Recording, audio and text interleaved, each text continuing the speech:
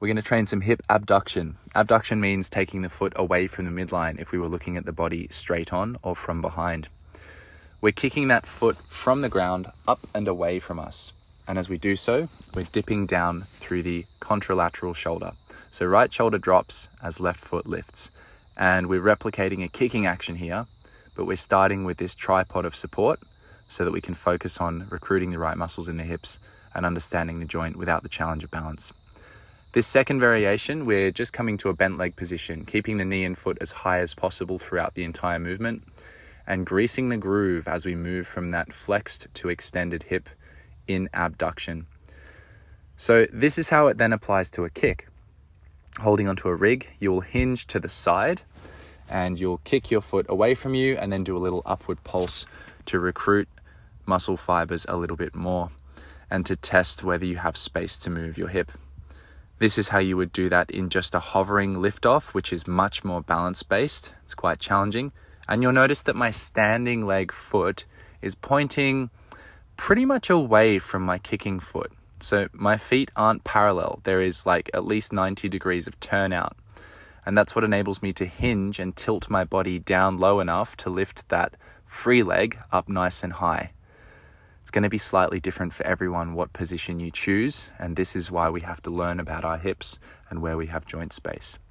Here's a variation with a weight on my foot, just doing this straight leg up-down pulse, and now here, keeping my foot and knee as high as possible, flexing and extending. The beauty of using a weight like this, which isn't secured to you, is that there has to be some nuance and control, and that level of focus makes it extra spicy. So now we're going to work with a cable abduction, which is another great way to load the hip. This is going to load the hip in more of a long range as well as a short range through the glute tissues. As you're setting up for this, it's important to know that there are many different journeys you can have depending on which ranges of motion you're in on your standing leg. So as you can see, I'm rotating my hips, I'm sinking them to the side. All of these are variations of pelvic position that you can have that'll make this cable abduction feel different and target different tissues. I would love it if you experimented with this.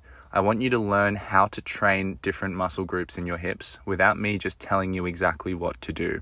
Because my long-term goal for you is to be attuned to your hips, to understand how they work, and to be able to get yourself the training stimulus that's most relevant for your needs, whether that be sport, hip health, or anything else. So that was just me experimenting with pelvic positions and showing you what it can look like. This is the actual exercise. I pull my foot across my body and kick it out to the side. Now you'll notice that I'm leaning towards the rig slightly and that my toes are turning up slightly as I kick away from myself into abduction. That slight turn up of the toes gives me more hip space. I'm rotating my leg so that I can lift it up high. If I change that by keeping my heel up and my toes down like so, you'll notice that I don't get to go as high with that free leg.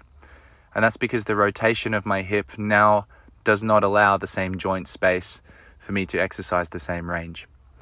Here, I'm starting to turn towards the kick. So I'm turning towards the foot as I lift it.